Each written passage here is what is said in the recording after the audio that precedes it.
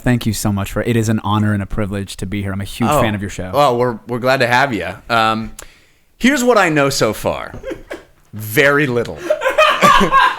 I know that it just dawned on me that I really didn't tell you anything about what you're supposed to. I think this is perfect. Okay, I think this is perfect because I'm Larry jumping King, in. Larry King me. Yeah, exactly. He knows nothing about his subjects.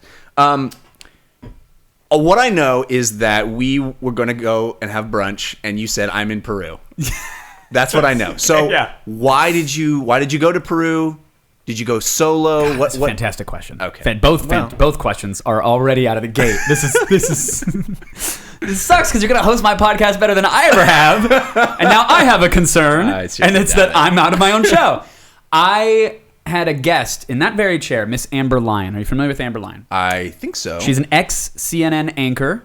She exposed corruption at the network, was fired for that. She had PTSD from covering things like sex trafficking on Craigslist or being held gunpoint in Bahrain by government officials while she's smuggling footage, in her lingerie, trying to get away, but then hoping that a bullet doesn't go through her brain. Crazy. Brave woman. Yeah. Started a whole site, reset.me, a podcast, everything all about plant medicines. And why plant medicines? A lot of people go, oh, you went and took a bunch of drugs. And now I actually kind of take offense to that because we'll get to that point. So she was told to try ayahuasca as a cure for her PTSD by Joe Rogan. So she went to a spot in Peru, tried it, and told a gripping, harrowing, visceral tale about her first dance with Mother Aya, this vine, this spiritual root, and PTSD cured. Wow. Now, this is her story. I believe her because she's telling it. She seems like a very honest person, honest to a fault. I mean, got let go of a very cushy job for being a little too honest, And I was amazed by that. And so I had a cursory knowledge of ayahuasca and other plant medicines. I'm interested in them. I've dabbled with all sorts of substances, so the notion of altering my mind in some sort of bizarre way is exciting to me. It's not daunting or scary at all. And I just deep dived into the literature. I watched every documentary you could. I was researching what alkaloids are acting on what receptors, and I was like, what is this plant all about? How could it serve me? Because again, everything's the most selfish motive as humanly possible. And I said, well, I don't have a specific PTSD issue. I don't have manic depression. I don't have these huge tentpole, events, these checkpoints in my life that I'm struggling to process. I'm sure I've got the engine gets gunked up. Sure. There's a couple daddy issues sticking here. Right. There's that that guilt about an ex-girlfriend feeling over there. There's that lie I told Bria that one time. It's up here. We're not going to talk about that. But life stuff. Life gunks up the machine. And I was like, well, is that justification enough to do something like this? And all signs pointed to fuck yes, it is. This will make you purge violently. And part of that purge and part of that gripping experience is getting that shit out. It is, if you believe it is a medicine, that is one thing. It can heal. If you believe it is a medicine with a consciousness, then it will go to town on you. And the reports of little alien creatures dressed in white, the doctorcitas as they're called, and they sing these songs about them, these Icaros, the doctorcitas working on you. I didn't experience this thing, which we'll get into what I experienced, but people literally were telling in these talking circles about little doctors, little alien doctors dressed in white that were plugging into their body and assessing the damage and rewiring them and healing their ailments. Okay, so I want to step through this because I don't want to jump ahead. Okay, so you deep dive into it. You spend time on the internet. You're watching documentaries. Yeah. How long a period is that? Couple months. Okay. Couple months. And then you set up this trip, which is an organized event. Is there some sort of like? Yeah, I don't want to say the name of it for various reasons, but I was a place was recommended to me. Okay. In Iquitos, Peru, and it is a sanctuary set up just for this. They've been doing this since the mid '90s. They're not part of the drug tourism is a problem there, but this guy is legit. Multiple master's degree, multiple PhDs. The guy who runs this thing is a practiced shaman for over 45 years. This isn't a place that you go just to trip. This is a place that you go with intention to do work. And is that's this the what same I liked place about that it. she had gone? It is. It's a place that she had gone and she had recommended as okay. well. And I said, okay, that to me sounds interesting. I can trust that. And so overnight, I found that there was an opening and I booked a two-week trip. So when did you leave? I left on the 11th of November. Okay. Flew to Lima, slept on a cold tile floor This is solo, in the Lima by yourself. airport by myself. Yeah. Yeah. Bria was very supportive.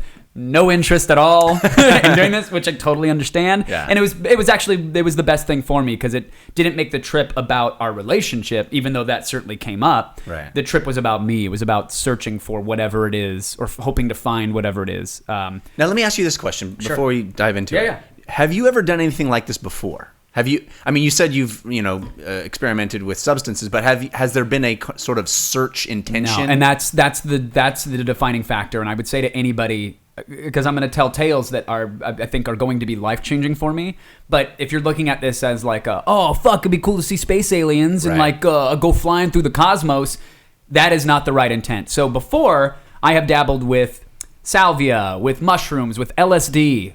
Lots of LSD, all sorts of psychedelics and hallucinogenics and whatever. And I had always done them with a modicum of a recreational approach, and those things are great, great for that. If you have a desire to experiment, there are much more fun, uplifting, recreational drugs that you can totally take. And I think there's value to that. You can explore yourself. You can think differently. Right. You got to be safe, but this was very different. This was the first time I had set an intent. You have to fill out a form and letters and write, like, what is your intent to the shaman? And he may not approve you based off that intent. Wow. And I was the cursor was blinking on the screen in preview. I'll never forget. I was sitting in New York and was feeling really low and just and shitty. And I was like, well, what is my real intent? Why am I actually doing this? I had to do a gut check because part of me does love tripping balls. Yeah. And I'm like, well, that can't be the only reason. And what spilled out of me in this paragraph was that I don't love myself enough. And that is creating a huge wall between me and loving others and this world. Because how on earth could I possibly... And by the way, not a great thing to say to your girlfriend on the couch when you go like, I don't know if I've truly loved you. And that's not a right way to phrase what is feeling inside. And what I had to explain to her very, very carefully was that it's not about you. Me. Exactly. Yeah. It's when I say I love you, I am being as honest and genuine and real as I can with what I know love to be. The problem is that the way poets and musicians and sometimes politicians talk about love with these stirring strings and these crescendos of emotion, I don't know that I've ever really fucking felt that. I felt immense joy and euphoria for projects that have been done or for moments with people or moments with myself. But my love was never poetic, and I wanted it to be, and I felt it could be. I think that's pretty poetic, actually. Well, thank you. Yeah, that was the search. So that's what I wrote down as the intent was like, hey. And you had to send that off beforehand. Yeah. Okay, so you get there. Yeah. Are you nervous? Freaking the fuck out. Yeah, I mean, I slept on a floor for 10 hours in the Lima airport, got on a puddle jumper to Iquitos, got on a bus and drove through complete squalor to get to a boat dock where we hopped on these little things and went, an hour through a river to get to nowhere. And is it hot? What is the... I mean, at night it chilled down to about 75 degrees and you're naked and sweating in your bed because there's no AC or fan. I mean, it was a beautiful place, a beautiful sanctuary, clean water, clean food. That's really all you can ask for in a nice bed. Yeah. But, cold showers, no AC. It's not about the 5-star thing. This isn't the TripAdvisor luxury diamond. This is on another TripAdvisor. This is a different experience, Yes. Okay, so step me through what happens. I'm on a bus, I'm driving there, and I'm getting to know the people around me. And this is when the reality and the gravity of the situation is setting in, because there is a 20-something-year-old DJ from Australia there, and he's like, he's in for the experience. He's loving life. He's got some intentions, of course, everybody does, but he's just fucking energy. You can feel it. He's a spark plug. This is a bus of everybody going to the same spot. Correct. For the same thing. We're all we're all being shuttled. How many people? To the cult? About 22, 23. It was a pretty big group for ayahuasca. And so you got the DJ from Australia, but you also have the 65-year-old chiropractor from Florida, and then there's the couple from what am I blanking on the name? From the Emirates, from Dubai. Oh yeah, they're there. He's like a graphic designer, but also a leather worker. Okay.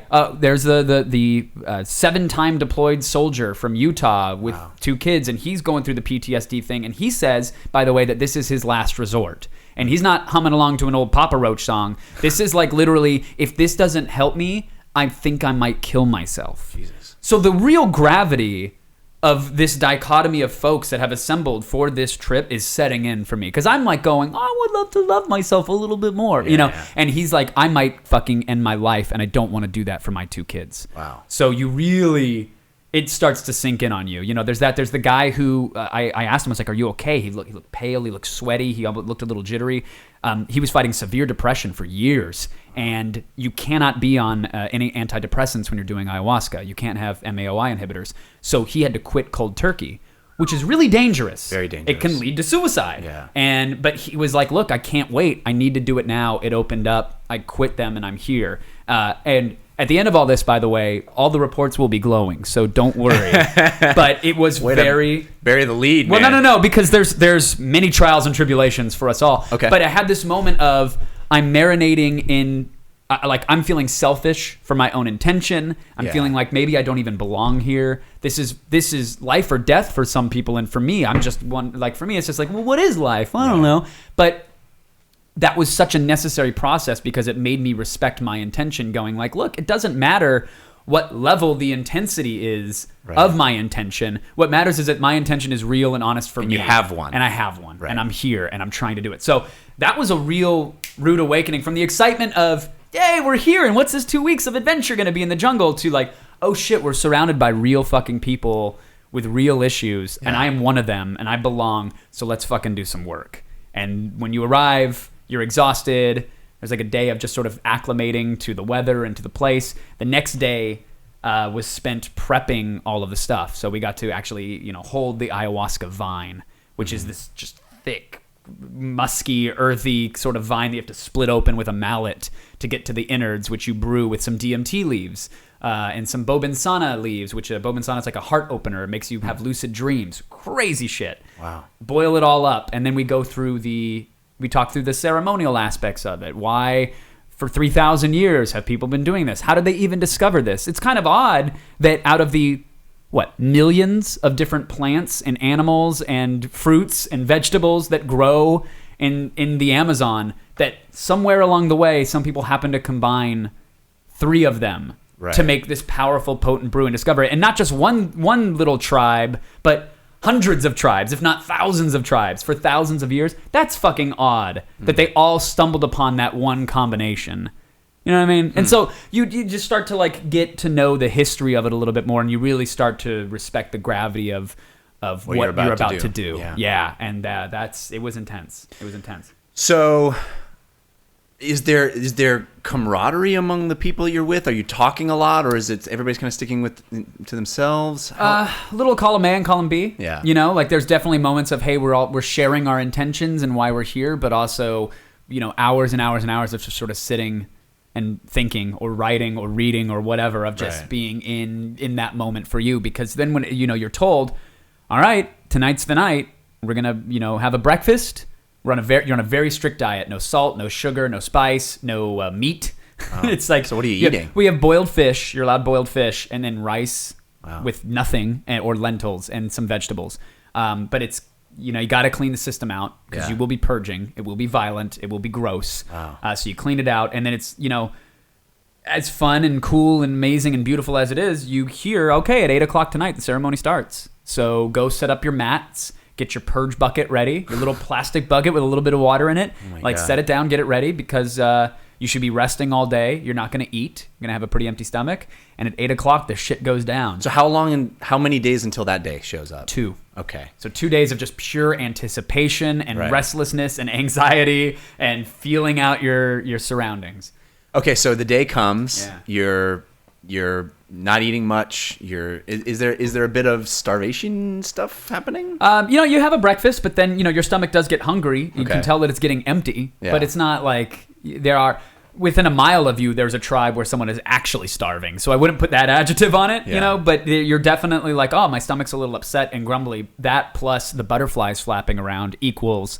You can hear it. You can feel it. It is. And is this place that you're in? Are you in the woods? Are you in? We're in the jungle. We are in the jungle. And in like cabins? Yeah, we have like small rooms. I have some photos, so maybe I'll post them after. I'll show you after. What medium are we in? Oh, audio. I'm just trying to have a visual it's great. Yeah, in my it's head. very like lots of wood, lots of thatched roofing, and there is a maloka, the ceremonial space, which is this just big circular area with screens to keep the mosquitoes out. Hardwood floors, lots of weird masks and human skulls and crystals. Wow, filled with good vibes, as you know. Right. And just like kind of banners and artwork and stuff. But it's this big ceremonial like round space that can fit 20 some odd people on mats, plus the curandero, the shaman, and his team that are going to be leading through this ceremony. So you guys shuffle in at 8 o'clock, and you do not speak. 8 a.m. It is 8 o'clock at night. Oh, at night. Yeah, because this is so ayahuasca is done at night. It's where the visuals are most intense. Light can be really jarring to the experience. So it is pitch black out, just the sounds of nature everywhere. And you sit down, and then the curandero goes around, and he has a thing called a shikama, which is like a bindle of these leaves, and it's a very percussive instrument. But when he shakes it and you're tripping, it can sound like a flock of 1,000,000 birds flying around you, or it can sound like the beat to a tribal war drum. It's beautiful. Yeah. But so he goes around and he hits everybody on the head rhythmically, whistles a little song, and he blows. Little duck, duck, goose. Yeah, it's exactly what it is. I heard some Baba Black Sheep in there, very similar tune. And he blows mapacho smoke on you and around you. Mapacho it's just like a black tobacco, but it's not like a cigarette that we have. It's like real thick, good smelling, tasting kind of jungle tobacco. And that is an akara, and it's like a protective song. It basically says, you're opening yourself up to these spirits, to the spirit world. Good or bad might hop into your brain. So I'm going to sing this song and hit you on the head with this thing and blow this tobacco smoke in your face because thousands of years ago this was done to protect people, and that's what we're doing here today. And I'm like, okay, I'm there with no faith in anything. I'm interested to see what's going to happen, but I'm not a man of faith. This is exactly how I would be in that situation because I'd be sort of like, okay, here we go. Yeah, I'm like, cool, like this is a tradition, but dude, you're blowing, and so we go through it. We go up. They pour the ayahuasca into a cup. I knock it back. It's disgusting tasting. It really tastes terrible. And then you go and you sit down. And it could take 15 minutes, sometimes 30 minutes, sometimes 4 hours before it kicks in. It all depends. So you're sitting down by yourself. Are you not talking to anybody? No one talks. So I'm sitting on a mat by myself, surrounded by people, and maybe like 10, 15 minutes go by, and then suddenly there's a... Oh, boy. Oh, okay. Oh, it's kicking in for somebody. Oh, wow. It's really... like South Parkian, over the top symphony of projectile vomit happening around me, and it is the 7.1 IMAX mix. It is like the Interstellar level of vomiting, and I'm like, holy shit, is this gonna happen to me? Like, what the fuck? Like, this is insane. Yeah. And then crying is happening and shouting, and it's really weird. Like, people are going through shit so fast, and I'm like, well, okay, I better put on my seatbelt. I'm nestling in. And about 2 hours go by, and nothing for you. Not a goddamn thing. Are you the only one not having anything? I don't know because it's so black. It's like pitch fucking black there. And this guy's, the Don Robert is bouncing around the room singing his Icarus, his like ritual songs with his wife, and I'm sitting there going like, the fuck is happening? Is there any part of you that is calling bullshit? I am pissed. Yeah. I am so fucking pissed. And then I'm mad that I'm pissed about being mad or what, and I'm sitting there going like, what the fuck have I done that I led my stupid ass? I'm taking 2 weeks off of my fucking company and my work and my girlfriend. I'm going to miss Thanksgiving. I'm here in the fucking goddamn jungle. Right. There's a Peruvian dude hit me on the head with a fucking bush blowing tobacco smoke in my face. Cue into the sounds of the jungle. The jungle is filled with 500,000 assholes screaming about fucking. That's all it is. Bird calls and that's what I'm realizing now. It's like, let's fuck. Yeah. I'm hungry. That's all I can think about is like I'm surrounded by 1,000,000 assholes in this room that reeks of tobacco smoke. People are vomiting. Nothing is happening. And then I go, and just purge into this bucket. And that's it. Nothing. 4 more hours of sitting on the ground. My ass is numb. I'm pissed off. Wait. So I vomited. You threw up. Because you felt so nauseated, or it just sort of happened? Oh, the ayahuasca it does somersaults in your gutty work. So you have nausea the whole time? Yeah, like mild nausea, and then suddenly it was like, oh god, I gotta. Yeah, it was out. But you're still not having any kind of experience. Nothing at all. Super fucking pissed.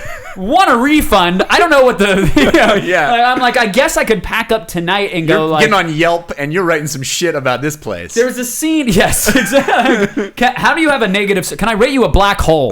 The inverse of a star. Right. You sucked my life and my bank account away. I'm so angry and I'm bitter and I'm filled with rage and I'm literally thinking like, well, I can go back and I can pack my bags. I'll charter a boat and just fucking fly back. Like, that's fine. It's fine. I get it. It works for some, clearly.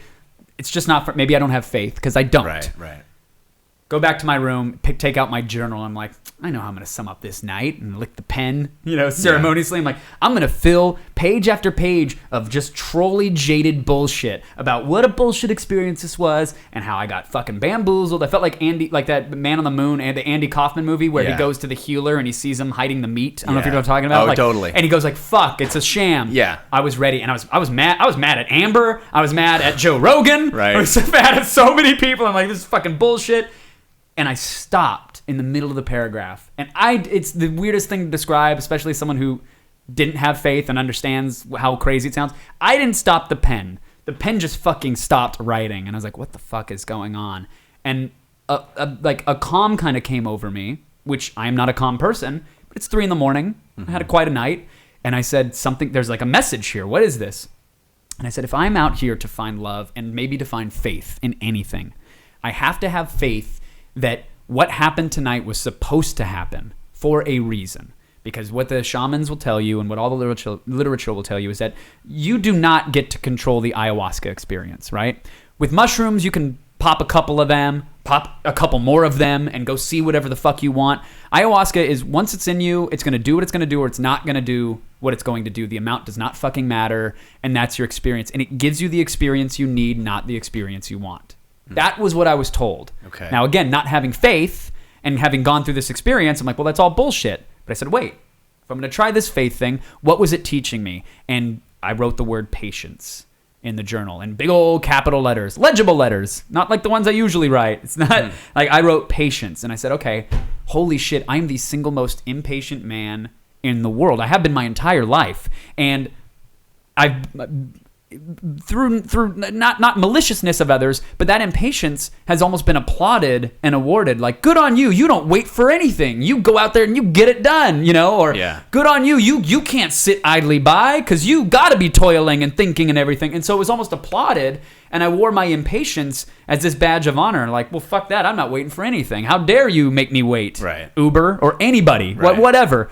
And that out of my way mountain mentality is great sometimes. But I realized that it permeated everything that I was doing, including this holy, amazing experience that I set up, because 15 minutes in, someone else is vomiting, and my brain immediately goes to, well, this is bullshit. Mm-hmm. So, of course, if there is a conscious plant spirit, of course she's going to be like, well, fuck you, you impatient prick.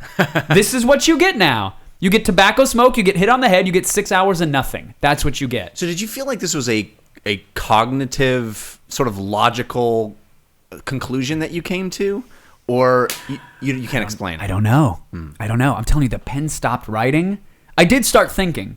Right. And as a Western-brained man of science, and I love science, I completely acquiesce to the fact that everything I'm about to say and every experience that I had might be completely manifested by me. Mm-hmm. There might be no external power. It might have just been a chemical reaction of rewiring of my synapses, fully in my own power. But it kind of doesn't matter.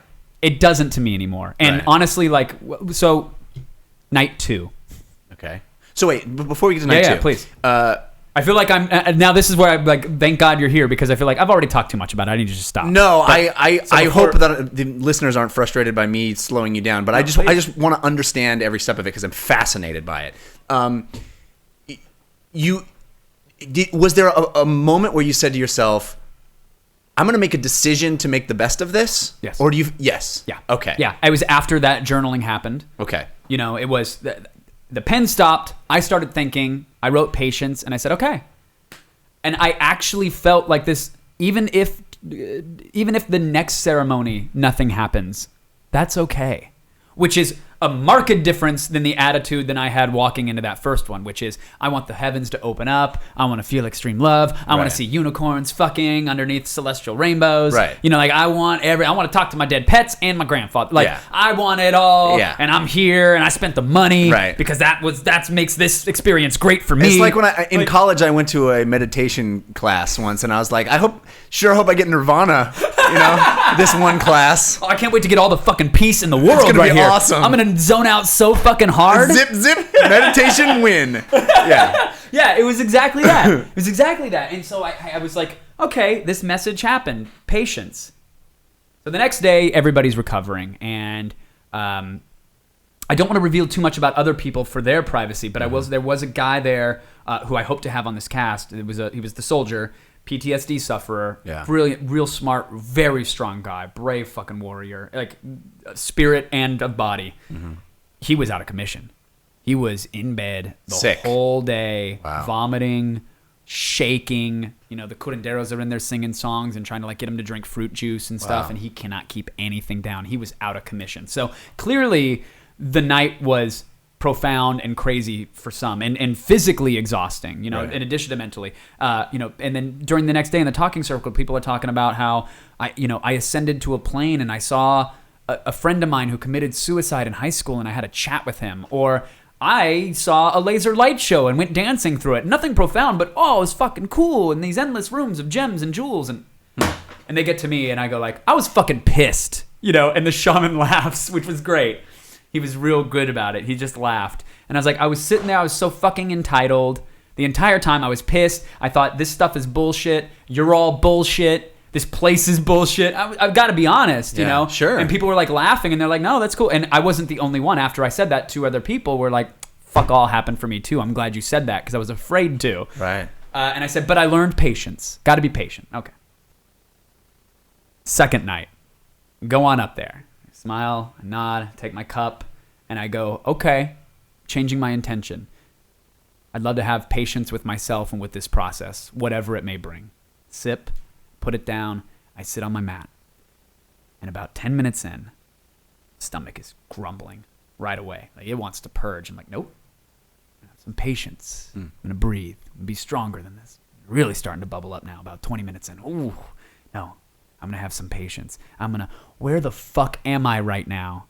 And I look around and I realize that as I'm focusing on my stomach the whole time, the entire Maloka, the ceremonial space, has completely disappeared. And I am in what can only be described as a fucking foggy astral plane. This dark astral plane sitting as the mist rolls over me. And I'm going like, what the fuck just happened? And I was like, I better open my eyes. And I go, oh wait, my eyes are open. Okay, let me close my eyes. And when I closed my eyes, I could see the ceremonial space again. The Maloka. Don Robert in front of me, dancing around, singing his songs. The ceiling was back when my eyes were closed. And I go, okay, something is happening. I don't know what it is, but clearly the ayahuasca is starting to do something. I'm tripping, starting to trip. Okay, I'm not going to worry about what it's going to be or how it's going to be or whatever. And just then the ceiling to the Maloka opened up. And I could see the beautiful sky, or at least what I think was the beautiful sky, and 1,000 stars and colors. I'm like, this is amazing. And I'm hearing his songs, and he's singing, and there's these auditory hallucinations, and it's sounding like a chorus of people all around me singing, and he's shaking that shikama, and I can hear and see that it's synced up with these footsteps of these tribal warriors that I'm like feeling like I'm there. My heart is racing. I'm like, this is fucking insane. This is awesome. Holy shit. My body jerks violently, and my soul, I guess, shotgun blasts out of my chest and goes flying through the fucking, what should be the roof of the Maloka, into the stratosphere, way past stars, faster than any interstellar scene you can imagine. And I'm just like, I am so happy. I am like kid in a fucking candy store. Whee! This is amazing. Holy shit. What the fuck? There is a being there, a face. There's like a person. I'm assuming it's Mother Ayahuasca, but I don't know. We've never met. You know, I swiped right and said, yes, I'd like to meet her. But there is a face staring at me, and I'm like, this is so fucking cool. And I'm thinking, don't think about how fucking cool this is. Get more out of it. Don't be like, oh, the pretty colors. And this hand, this weird kind of alien hand, this giant celestial hand comes up, and it's dangling a bunch of like balls of light. And I look into the balls of light, and I can see, Jeff, I can see dimensions and I can see time in a way that I could never sketch for you. I'm sorry. I wish I were a poet and I could write it down. Like, I wish I could do a haiku. I can see infinite reality and then in one ball, and in the other ball I can see time, like as a strip. I can just see it. And another one, I can see all sorts of weird beings and people and planets. And she is dangling this thing for me. Like, and it's like almost like shaking. I'm like, oh, that is so cool. I'm like, this is fucking awesome. Oh my God, I can't wait to tell everybody about this. And then I realized, like, oh, she is laughing at me. She is not dangling this in like a, hey, look at, you get to experience any of this. I, in that moment, immediately felt like a fucking baby in a crib. And it's the same way you would turn on a mobile to distract a whiny, fussy little fucking thing. Mm-hmm. This is what she was doing, or this is what my brain was doing. It was distracting me and going, hey, look at this. Isn't this cool? Don't you want to experience this? And I'm like, yeah, I want to go flying into that. Smack! She laced up a soccer cleat and kicked me in the fucking teeth. Because from one minute I was like, this is amazing. Look at this. I can't wait. I'm going to go flying into... No, you're not. Right back down... Fully aware on the Maloka, and I am vomiting pure fire. I mean, I am sick. I am doubled over, very aware of what's going on. I'm in the room, and everything is coming out of me, Jeff. I'm seeing like pieces of Pop-Tarts and Hot Pockets from when I was like 9 years old. Like, it is coming out of me, violent, wave after wave. And I'm gripping the purge bowl, and as I'm gripping it, I'm looking at my arms, and my skin is going transparent. I'm like, what the fuck? And I'm seeing my veins and my nerve endings, very detailed, very visceral. And every time it was like there was like the waves crashing on the shore. It felt like the energy of the universe was behind me, pulling me, and then slamming into my fucking stomach and just forcing everything out. And it was rough. And I'm purging and purging. And every time I'm doing this, the veins in my arm that I'm seeing, they're lighting up with electricity, and they're just like shaking and they're pulsing with the beat of my heart. And I am wrecked. I'm really scared now because I can't breathe. Like, I have been purging for what feels like minutes. I have no idea how much time has passed, but I am scared and wrecked. And I look up from the purge bowl and I see me laying down, looking back at me. My face looks gone. It looks like Beetlejuice makeup. Like, I can see like the veins, and I look green and disgusting. And I am looking at me nose to nose, and my other face is sort of morphing into almost like an animal, primal, weird. This is so weird because it's like, hey, this is a cool dream I had. You know, it's like there are wind up teeth chasing me. I don't know how interesting this is. No, it's fascinating to me. I'm like, I'm feeling it, and it's real. Does it have a dreamlike quality to it? No, it feels fucking real. Is it? I haven't ever had any experience with LSD. Okay. Is this markedly different from anything you'd ever experienced? So different. Okay. So different. Geometric patterns, colors, heightened senses, auditory hallucinations, that kind of stuff. Very reminiscent of an LSD or mushroom trip. Yeah. But the level of it and the intensity of it. And I have never, like, I've been on LSD before and looked at clouds and been like, oh, they're swirling. That's cool. Or looked at my hand and seen, like, the pores move about. They dance, Right. But this was, I'm on the ground. My skin is transparent. Yeah. I'm purging the weight of the world that was within me into this bucket, and I'm looking up at myself, as real as could fucking be, staring back at me, and it's like it's trying to communicate with me, this vision of myself, and as I'm watching its face morph and get distorted, and it's trying so hard to communicate with me. I'm like, what is the message? God, what is it? What is going on? Violent purging, and then it was as if, and the shaman, or the I don't want to say his name because I don't want to expose the place, because I don't want to ruin it for, I want it to be right for people, but the guy who's running it said several times, he's like, when it kicks in, it's going to be like the fastest transmission you could ever imagine. It's going to be like someone, Johnny Mnemonic, when they put in like 4 gigs of data into his 2 gig brain, or you know what I mean? It's like, it's going to cram so many fucking visuals and feelings and emotions into you, and it's going to take you a lifetime to unpack that, but it will hit you, and it fucking hit me hard right there. Every time I would purge, crazy visions would surge through my brain, and I saw guilt that I was carrying over my my ex-girlfriend, that I had never fully processed our relationship, and I felt extreme guilt over that, and then I felt guilt towards Bria because I couldn't tell Bria that, or felt I couldn't tell Bria that, and so I kind of hid the fact that I love this other girl very deeply, and still do, but at a very different love than I have for Bria, currently, and I couldn't express that, and I felt it so painfully coming out of me. Professional things, career choices that I've made, anger that I've had towards people that I've known in the industry or whatever. It's all coming out. Oh, I'm seeing. Are these images that you're seeing, or is it feelings? They're weird flashes of images, of scenes, and of people and whatever. But it's the weirdest thing to go like, the feeling was an image. Right. You know, the guilt. I was like, oh my God, that's guilt. I didn't know I was carrying so much guilt. Wow. You know, and then it's like, oh, I have shame for what? Oh, I have shame for this shame. And I'm like, it's coming out of me. And as I'm now tapping into those imagery, like when I'm tapping into that, the version of me staring back at me is like, yeah, you're fucking getting it now, you asshole. Get this out. Wow. And I'm purging and purging and purging. But then it gets to the point where I have no more to purge, but my stomach is still in knots. And I'm seeing, I saw Zach Levi in my purge bucket, oddly enough. I saw my family. I saw my brother. I saw my niece and nephew. I saw all these people. And with all these associated feelings, I saw Bria's father. I saw all these things. And I'm like, fuck, this is overwhelming. I cannot deal with it. And there was a point where it became very clear, and I don't know if it was my voice or someone else's voice, I can't recall now, but it was like, it basically said, I have a decision to make. I can keep going through this and purging out the shame and the guilt and the negativity and the insecurity and all this shit that I know is clearly within me. I can keep fucking purging it, and I might pass out because I'm not breathing, or I can forgive myself. And that is a word that is not really in my vocabulary. And it was just like, forgive myself. Yeah. Do you do it or not? I don't, yeah. Okay, I forget. Yeah, I forgive. No, do you really? And I'm fucking purging, and I'm feeling it more than I've felt anything my entire fucking life. And I go, yes, I forgive myself. I am not going to dwell on that. I'm going to make steps to make it better. I'm going to live my life differently moving forward. I will not allow this gunk to build up if I can't. And I'm having this very profound moment. It's like, I forgive myself, and it's feeling better and lighter. And then it comes on even stronger than I've ever felt. And it was like, do you surrender?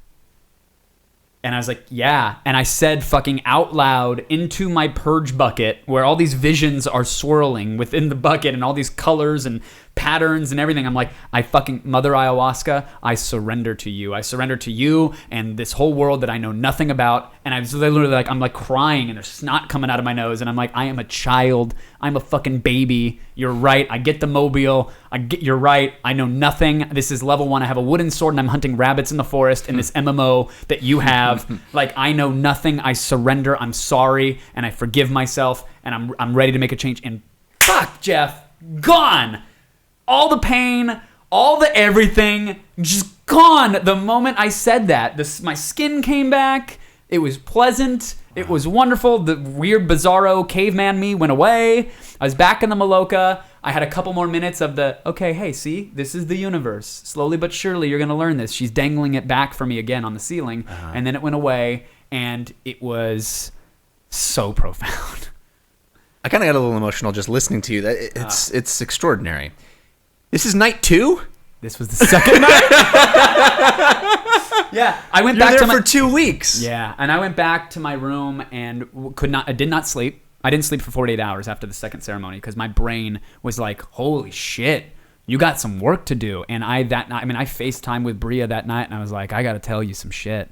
You know, and she's so fucking supportive. And that was the real beauty too. It's like, I mean, I had, in that moment of purging, I felt like, oh, give your heart to this woman. She's ready to give her heart to you. What the fuck are you waiting on? Yeah. Oh, you're waiting on all this other shit that's circulating. All right, well, fix that. And then you can do that. Then you can open up. And it was exactly what I wanted, you know, the exact intention. And I told her, I was like, look, I got to write an email to my ex-girlfriend. I got to say some things. And I got to say these things to you now. And I got to email my family. I got to get them down here for the holidays because I got to do this, and all this. It was that unpacking of all this stream of data. I couldn't stop it. And I was on fire. And I was just flowing with all this stuff. And that was day 2.